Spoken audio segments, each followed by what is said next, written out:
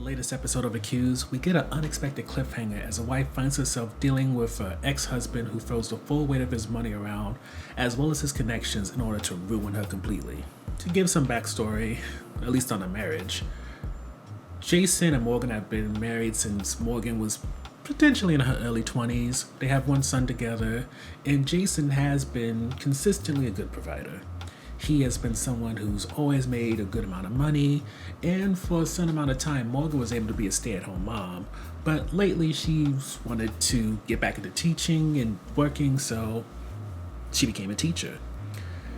That is when she meets Kashia, who started off as a substitute, but then ended up a love interest for her. And it's mainly because her relationship with Jason was already on a decline, so pretty much just meeting Kashia was the nail in the coffin.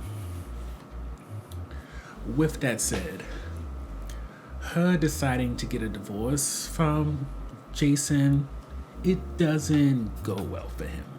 He had an upbringing where his father pretty much was not a part of the picture. He doesn't want to repeat that generational issue for his son Ari. And so Morgan trying to leave makes him think she's going to take his son, and it leads him to be a little bit toxic. Even to the point of almost assaulting Morgan when he makes $1 million deal, thinking that with him making this huge amount of money, she'll come to her senses. That doesn't happen. So he allows, to a certain point, divorce proceedings to be amicable until he recognizes or finds out about Kashia, and with that, he decides to start a nasty custody battle, and he even tries to drag his brother Eric, who's a cop, into the situation. Which leads to Eric using one of his informants in order to try to push the idea that Morgan's a drug dealer, and that's how she's been able to maintain, or else is trying to maintain, a lifestyle that Jason provided. But being that the informant is an idiot and couldn't keep his story straight, the judge throws out the case and realizes that Eric tried to use his relationship with the informant, and because of his relationship with his brother, to handle the situation so that Morgan would look like an inept parent, go to jail, and then Jason can get full custody. But despite how Eric is punished, and an extension his wife Regina is punished for, with her husband now losing his job, I believe going to jail, that means one less income in their family. When it comes to Jason, he doesn't get touched. And the episode ends with Jason watching Kashia, Ari, and Morgan at the park, and when Kashia throws a frisbee and it lands close to where Jason is, kind of hidden away, Ari goes to get it, and you're kind of left wondering, is he going to kidnap his son or not, just to make sure that Morgan and Kashia can't have him? It's hard to say.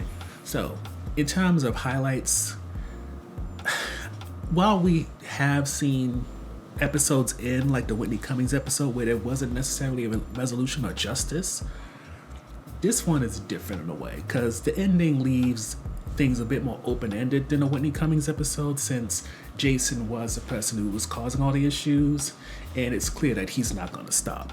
Meanwhile, with the Whitney Cummings episode, pretty much you saw, I forgot what his name was, but he had a burnt face because of the crazy person that Whitney Cummings' character was dealing with, so he got some form of comeuppance.